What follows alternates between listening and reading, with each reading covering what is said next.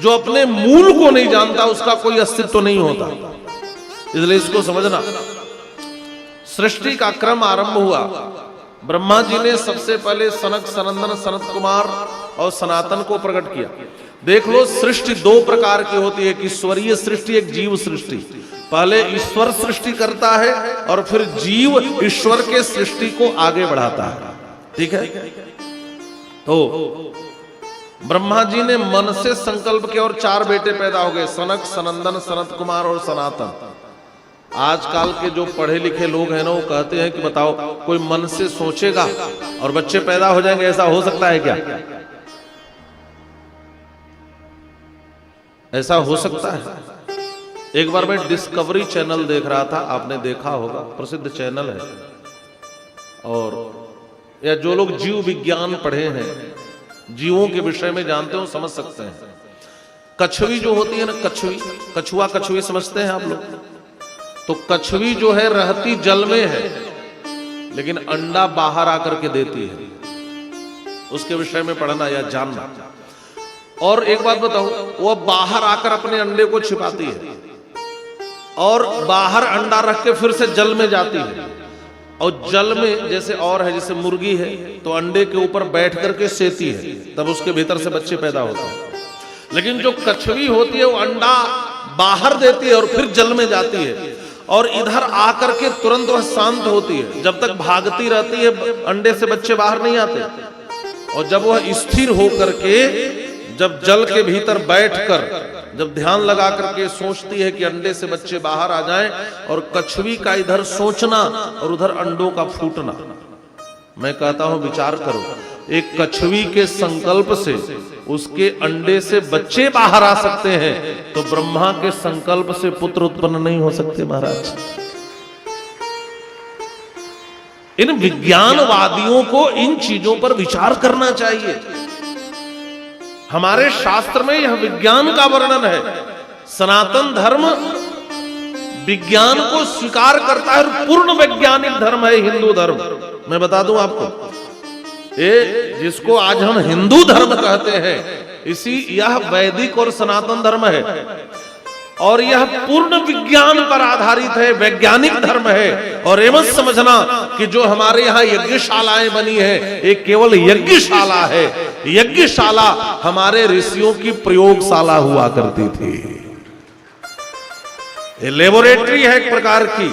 यहां बैठ करके हमारे ऋषि रिसर्च करते थे, अनुसंधान करते थे, खोज करते थे, और वह खोज बड़ा उन्नत खोज था।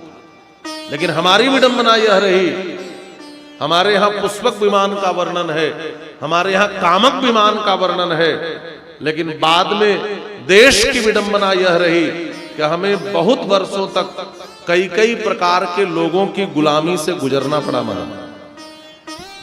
और जब यह देश गुलाम रहा तो ऋषियों का विज्ञान लोगों ने छीनकर, आपने पढ़ा होगा इत्सिंग, ह्वेनसांग, ये सारे विद्यार्थी भारत में पढ़ने आए थे। उसमें 2 ही विश्वविद्यालय था पूरी दुनिया में, नालंदा विश्वविद्यालय और तक्षशिला विश्वविद्यालय। कभी वह तक्षशिला जो वर्तमान में काबुल में है, उसमें अखंड भारत में था। अब चीजें बट गई और देश अलग अलग अस्तित्व पा लिए। वस्तुतः ये सब भारत देश का ही हिस्सा है। पाकिस्तान भी बट गया, बांग्लादेश, ये सब कभी अखंड भारत था। विचार करना और गंभीरता से करना। तो यह विज्ञान बड़ा समुन्नत विज्ञान है हमारा। और ब्रह्मा जी ने उन 4 बेटों से कहा कि सृष्टि के क्रम को आगे बढ़ाओ। तो उन्होंने कहा कि नहीं पिताजी, हम तो भगवत भजन करेंगे, हम सृष्टि के चक्कर में नहीं पड़ेंगे। और संसार की पहली संतान पिता की बात नहीं मानी। आज का हर पिता सोचता है मेरी संतान मेरी बात माने, है ना। बात मनवाना छोड़ो। हम सोचते हैं बेटा बस में रहे, पत्नी बस में रहे। आजकल लोग ये भी सोचते हैं पड़ोस वाला भी हमारे बस में रहे। हम कहते हैं आपके बस में आप हैं क्या? कोई चाहता है मेरा बाल पके, लेकिन पक जाता है। आप अपने बस में नहीं है, आपका बाल आपके बस में नहीं है, तो आपके बाल बच्चे आपके बस में कैसे होंगे? बात समझ में आ रही है? क्या है आपके बस में जी? तो बात नहीं मानी संतान। ब्रह्मा जी को थोड़ा सा क्रोध आया, भौहें टेढ़ी हुई और उस टेढ़े भौहें से रुद्र की उत्पत्ति हो गई। वो बालक पैदा होकर के जोर जोर से रोने लगा। नाम क्या होगा?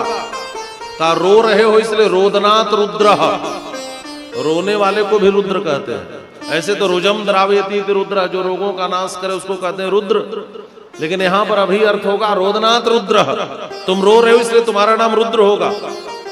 क्या करूं? कहा सृष्टि, भयंकर सृष्टि कर दी। कहा इनको नष्ट कर दो, आप तो जाकर के और काम करो, और जरूरत पड़ेगी तब आप इसमें संलग्न होना, संहार आदि के कृत्य में। ब्रह्मा जी के शरीर के दो भाग हुए। अब समझना जरा महाराज, ब्रह्मा जी के शरीर के दो भाग हो गए, और एक से, अब यहां पर शिव पुराण में विषय थोड़ा सा ज्यादा लंबा चौड़ा है। अब फिर से बीच में सृष्टि वर्णन के मध्य में कुछ काम में प्रयोग बताने लगे श्री सूत जी महाराज। फिर यहाँ पे भगवान शिव की आराधना आदि का क्रम बताया, लेकिन मैं आपको मूल कथा से जोड़े रहूंगा, नहीं तो फिर आप भटक जाएंगे। तो शरीर के दो भाग हो गए, दाहिने से मनु जी प्रकट हुए और बाएं से शत्रुपा प्रकट हुए। इन्हीं मनु शत्रुपा से मैथुनी सृष्टि का आरंभ हुआ। मनु दाहिने से पैदा हुए और शत्रुपा बाएं से। इसका मतलब यह है कि पुरुष दाहिने से प्रकट हुआ और स्त्री बाएं से। इसका मतलब क्या?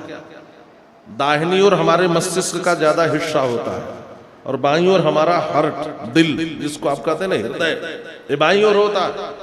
इसका मतलब यह है कि पुरुष मस्तिष्क प्रधान होता है और स्त्री हृदय प्रधान होती है। पुरुष का जीवन तप प्रधान होता है, स्त्री का जीवन त्याग प्रधान होता है। पुरुष निर्णय लेने में सक्षम होता है, स्त्री प्रेम करने में सक्षम होती है। और ये पुरुष और स्त्री दोनों मिलकर के ही एक पूर्ण बनते हैं। एक संतति का क्रम आगे तब बढ़ सकता है जब ये पुरुष और स्त्री दोनों मिलकर एक हो। ध्यान से इसको समझेंगे। तो यहां से मनु और शत्रुपा से ही सृष्टि का आरंभ हुआ। इसी को गोस्वामी तुलसीदास जी महाराज भी कहते हैं कि अनुपम सृष्टि, मानवीय सृष्टि मनु और शत्रुपा से ही आगे चली।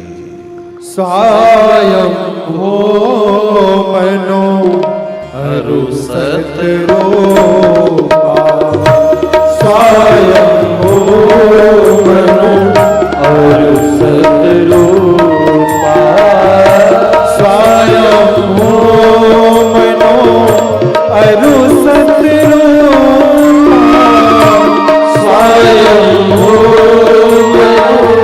अरु शत्रुपा, जीनते भई नर सृष्टि अनुपा, जीनते भई नर सृष्टि अनुपा। स्वयंभू मनु अरु शत्रुपा, जिन्हते भई नर सृष्टि अनुपा। अनुपा शब्द का प्रयोग है, मतलब इनसे अनुपम नर सृष्टि हुई, जिसकी कोई उपमा नहीं दी जा सकती। अच्छा एक बात बताओ, हम लोग मानव क्यों कहे जाते हैं? क्योंकि हम मनु के संतान हैं। हम मनुष्य क्यों कहे जाते हैं? क्योंकि हम मनु के संतान हैं। जो लोग अपने को आदमी कहते हैं वह अपनी उत्पत्ति आदम और हव्वा से मानते हैं। हम अपने को मानव या मनुष्य कहते हैं क्योंकि हम मनु के संतान हैं। ध्यान से समझना। मनु और शत्रुपा से सृष्टि का आरंभ हुआ और जितनी भी पूरी सृष्टि है सब मनु शत्रुपा से आरंभ हुआ। एक बात और बता दूं, आगे चल करके थोड़ा ध्यान से सुनना। मनु जी के 2 बेटे हुए और 3 बेटियां हुई। बेटा कौन? प्रियव्रत और उत्तानपा। और 3 बेटियां हुई आकुति, देवहूति और प्रसूति। प्रियव्रत की परंपरा में आगे चल करके प्रियव्रत के हुए, आगे आपने भागवत में भी इनका विस्तार से क्रम सुना होगा। इसमें ऋषभदेव हुए, इसमें भरत जी हुए, बड़ी प्यारी प्यारी कथा है इन भक्तों की। और उत्तानपाद के बेटे हुए ध्रुव। आकुति का विवाह रुचि प्रजापति के साथ हुआ और देवहूति का विवाह कर्दम के साथ हुआ और प्रसूति का विवाह दक्ष के साथ हुआ। और एक बात और बता दूं, आकुति के पुत्र के रूप में भगवान यज्ञ के रूप में प्रकट हुए, देवहूति के गर्भ से भगवान कपिल के रूप में प्रकट हुए, और दक्ष की जो पत्नी प्रसूति है, इनकी जो बेटी है उसमें मूर्ति नामक बेटी से नर नारायण भगवान प्रकट हुए। एक बात समझ लेना, मनु जी के बेटे के घर भक्त पैदा हुए, ध्रुव। उत्तानपाद के बेटे हुए ध्रुव। प्रियव्रत के आगे चलकर ऋषभदेव, जड़ भरत आदि ऐसे ऐसे भक्त हुए, भरत जी आदि। तो और बेटियों के घर में कौन पैदा हुआ? भगवान पैदा हुए। इसका मतलब यह है बेटे के घर भक्त आए और बेटियों के घर भगवान आए। हम भी मनु की संतान हैं, हमें भी यही प्रयास करना चाहिए कि हमारे घर में भी या तो कोई भक्त पैदा हो जाए या स्वयं भगवान ही प्रकट हो जाए। यदि हम मनु के संतान हैं तो हमारी भी यही कामना होनी चाहिए। मनु के बेटे के घर में कोई भक्त प्रकट हुआ और मनु के बेटियों के घर में भगवान प्रकट हुए। कपिल भगवान है, यज्ञ भगवान है, नारायण भगवान है। तो हमारा भी यही प्रयास होना चाहिए कि हमारे घर में भी कोई भक्त पैदा हो जाए या स्वयं भगवान ही प्रकट हो जाए। आकुति के पुत्र हुए यज्ञ। अब थोड़ा यहां ध्यान से सुनना, क्योंकि हम लोग भी यज्ञ में बैठे हैं और अद्भुत बात है भाई, अद्भुत बात है। 2100 कुंडीय यज्ञ करना है कोई साधारण बात नहीं है। इतना बड़ा संकल्प लेना भी बहुत बड़ी बात है, बहुत बड़ी बात है। यज्ञ स्वयं भगवान है, ध्यान से समझना। यज्ञ नारायण स्वयं है। यह सृष्टि बिना यज्ञ के नहीं चल सकती। अब थोड़ा गंभीरता से समझना, सृष्टि की प्रत्येक क्रिया यज्ञमय है। जैसे मैं एक एक दो दो उदाहरण दे रहा हूं, आप समझ जाओगे। हमारे जीवन की हर क्रिया यज्ञमय है और यह यज्ञ आकुति और रुचि प्रजापति से पैदा हुए हैं। यज्ञ स्वयं भगवान। एक किसान जब खेती करता है तो उसकी खेती भी यज्ञ है। खेत ही यज्ञशाला है, खेत ही कुंड है, ऐसे आप समझो। संसार यज्ञशाला है, खेत ही कुंड है, और उसका जो हल है उसमें जो फाल लगा है वही श्रुआ है, और उसमें जो बीज डालता है वह बीज ही साकल्य है। बात समझ में आ रही है? खेती करना भी यज्ञ है, संसार यज्ञशाला है, खेत हवन कुंड है, और जो हल है वही श्रुआ है, और जो आप बीज डालते हो वही साकल्य है। परिणाम क्या होता है? अरे उसका फल मिलता है कि नहीं? गेहूं कहां से आता है? खेती करते हो तो ही। एक बीज आप डालते हो, एक मुट्ठी बीज डालते हो, और कितना मिलता है? कई गुना होकर मिलता है। मिलता है कि नहीं? एक आम की गुठली जमीन में डाल दो और किमटलों आम फल फल के आपको मिलता है। इसका मतलब है यज्ञ में जो बीज डालोगे वह हजार हजार गुना होकर आपके जीवन में प्राप्त होगा। बात समझ में आ गई? यह खेती करना भी यज्ञ है। अब थोड़ा विचार करो, गेहूं और धान आपके दरवाजे पर आ गया, ठीक है, फसल आ गई। अच्छा, अब आप रसोई में जो ये माताएं खड़ी होती है ना, रसोई में, जो कल जिसकी मैं चर्चा कर रहा था, और मैंने कल कहा था कि अपने घर की रसोई को रसोई रहने देना, किचन मत बनाना। याद है? रसोई उसे कहते हैं जहां रस का निर्माण हो, रस का, वह रसोई है। और हमारे भारत में तो इतने रस बनते हैं महाराज, एक बार आप विदेश घूम आना, ये पिज्जा बर्गर और उल्टी पल्टी 2-4 चीजों के अलावा व्यंजन नहीं मिलेंगे। यहां तो हर राज्य में, हर जिले में अलग अलग व्यंजन। हमारा आप राजस्थान में घूम लो, खाने का मन करे तो क्या खाओ, दाल बाटी चूरमा प्रसिद्ध है। कुछ और टेस्ट बदलना चाहो थोड़ा गुजरात चले जाओ, वहां जाकर खम्मन ढोकला खाओ, फाफड़ा आदि। अभी हम लोग गुजरात में भी थे महाराज, उधर ही कथा चल रही, तो वहां का व्यंजन देखो, पंजाब का व्यंजन देखो, उत्तर प्रदेश का। अरे हमारे यहाँ तो इतने व्यंजन बनते हैं कि आपका जीवन बीत जाएगा लेकिन स्वाद आपका पूरा नहीं हो सकता। ये भारत की विविधता है हमारा, ये भारत का रसबोध है। और वहां बना लिया ठोक करके एक पिज्जा, और कुछ है ही नहीं। उसी ब्रेड का चाहे सैंडविच बनाओ, चाहे बर्गर बना लो, और कुछ मिलना ही नहीं है। और खाकर देखो 100 प्रकार के रोगों से ग्रस्त हो जाओगे, है ना। हमारे यहाँ बासी रोटी जल्दी लोग नहीं खाते। और आजकल के लड़के, हमारा जो पिज्जा होता क्या है, कभी उसके बनाने की प्रक्रिया समझ लेना, खाना छोड़ दोगे। हाँ सही कह रहा हूं, देख लेना ये सब ब्रेड और ये सब कैसे बनते हैं महाराज। हमारे यहाँ बासी भोजन का नियम नहीं है, ताजा भोजन का नियम है। हाँ ये सब फ्रीज व्रीज, ये सब रेफ्रिजरेटर साहब, ये सब यूरोप कंट्री से आ गया। वहां सब्जी ही नहीं होती, सब्जी खरीद के लाओ और महीना भर फ्रिज में रख के बनाओ खाओ। अरे हमारे भारत में तो रोज ताजी ताजी सब्जी खेतों से निकलती है, रोज ताजा लाओ, रोज बनाओ और रोज खाओ महाराज। इतना आनंद आपको कहीं नहीं मिलेगा। ये भारतवर्ष है, धन्य है भारतवर्ष। तो मैं कह रहा था कि जब वह गेहूं चावल, गेहूं का आपने आटा बना लिया, धान से चावल निकाल लिया, ये आपकी रसोई में आता है, आता है। अरे आता है तो ऐसे कर दो, मैं समझ जाऊंगा। हाँ। अब आप लोग ऐसे बैठे हो तो मुझे लगता है कि कुछ समझ भी पा रहे हो कि नहीं, समझ रहे हो। वाह क्या बात है, एक बार जय घोष हो जाए, बोलिए भगवान भोलेनाथ की जय हो। और जोर लगाइए, है ना, इतने जोर से बोलो कि पूरे राजस्थान में आवाज पहुंच जाए, है ना। बोलिए यज्ञ पुरुष भगवान की। ये बात सही है। अब आवाज आपकी उठी है, ध्यान से समझना। रसोई जो है वहां भी एक यज्ञ होता है। आपके घर का जो चूल्हा है यही हवन कुंड है, ध्यान से समझना। आप जो हाथ में कलछी लेती हो, यह कलछी ही सुरवा है, कलछी सुरवा है। और उस पर, उसमें यह सब जो बढ़िया आटा गूंथो, ये सब साकल्य है हमारा। चाहे चावल हो चाहे आटा हो, ये जो व्यंजन है यही साकल्य है। और फल क्या होता है, बढ़िया मालपुआ बना लिया, बढ़िया खीर बना लिया, और बढ़िया चावल दाल सब्जी बना। ये फल मिला कि नहीं मिला।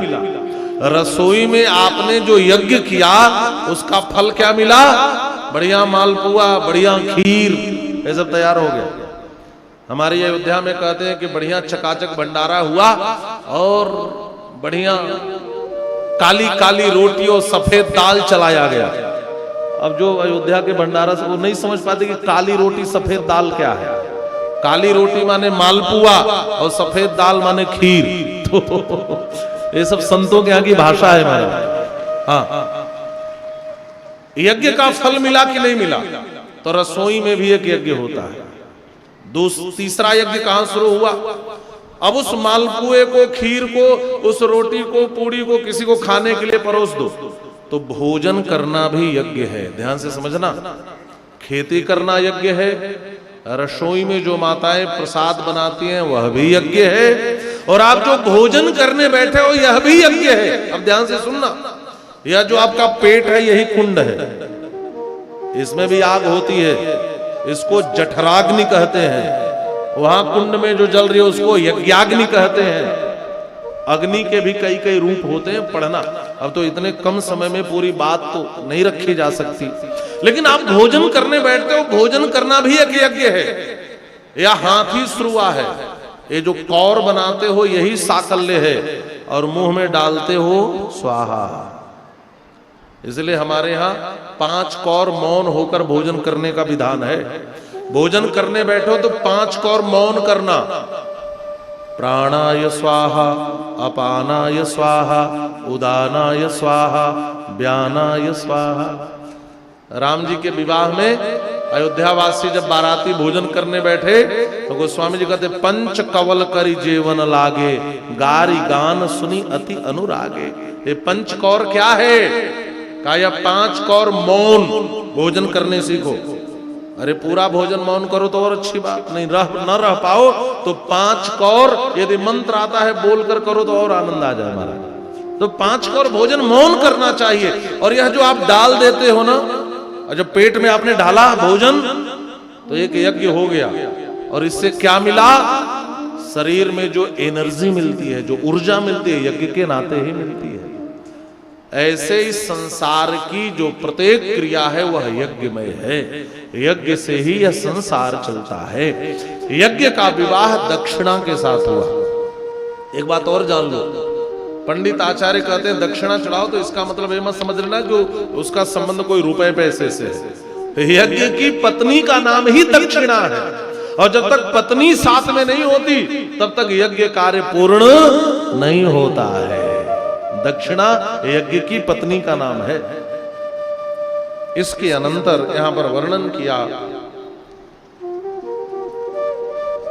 देवहूति का विवाह करदम के साथ हुआ। भगवान कपिल प्रकट हुए और कपिल ने सांख्य दर्शन का उपदेश अपनी मां को दिया है। एक बात और बता दूं, अभी IAS का जो एग्जाम हुआ था, UPSC आप समझते होंगे, UPSC का, उसमें क्वेश्चन पूछा था कि भारत का सबसे प्राचीन दर्शन कौन है। ध्यान से सुनना, भारत का सबसे प्राचीन दर्शन कौन है? और आप अपना जीके बढ़ा लो इन पुराणों के माध्यम से। भारत का सबसे प्राचीन दर्शन है, इसको कहते हैं सांख्य दर्शन। ये सांख्य दर्शन है, ये संख्या पर आधारित है, इसलिए इसको सांख्य दर्शन कहते हैं। इसके उपदेष्टा हैं महर्षि कपिल। ये भगवान कपिल है। गंगा सागर में जहां दर्शन करने आप जाते हैं तो उन्होंने उपदेश किया और मां देवहूति का कल्याण कराया। अब यहां पर श्री शिव पुराण के अनुसार दक्ष की 60 बेटियां हुई। और पुराणों में अलग अलग है। भागवत की बात करें तो वहां 16 बेटियों की ही चर्चा है, जिसमें 13 का विवाह धर्म के साथ हो जाता है। यहां 60 बेटियां हुई। दक्ष के 60 बेटियों का वर्णन है। और उसमें से एक जो बेटी थी, उस बेटी का नाम था सती। और उस सती का विवाह भगवान शिव के साथ हुआ। नारद जी ने कहा बस महाराज यहीं पर रुक जाओ। अब हमारे मन में 2 प्रश्न और पैदा हो गया, अब उसको सुनाओ। पहली बात तो यह सुना दो कि भगवान शिव का विवाह सती के साथ क्यों हुआ? शिव जी गृहस्थ क्यों बन गए? ये तो महाराज शिव जी को गृहस्थ बनने की जरूरत क्या पड़ी? गृहस्थ बनना क्यों आवश्यक हो गया? शिव जी विवाह क्यों कर लिए?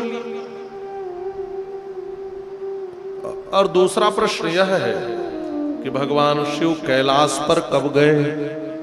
एक कैलाश पर एक काशीवासी कैलाशवासी कब से हो गए? तो मेरे मन में 2 प्रश्न है, आप इसका उत्तर दे दें।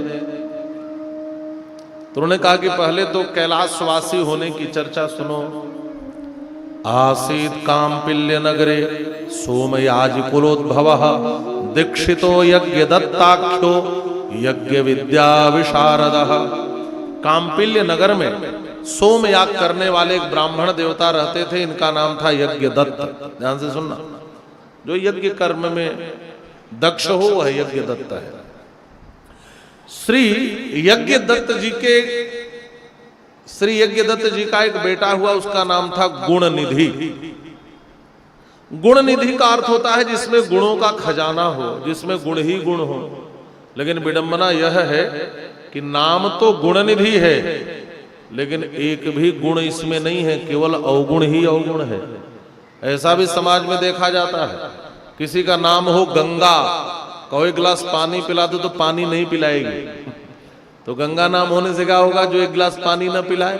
यमुना नाम होने से क्या होगा? जो 1 गिलास पानी न पिलाए। सरस्वती नाम होने से क्या होगा? जब 1 गिलास पानी न पिलाए, है ना। आंखें ही ना हो और नाम रख दो नयन सुख, तो गुण भी तो होने चाहिए। तो नाम है गुण निधि, लेकिन सारे अवगुण हैं महाराज इसके।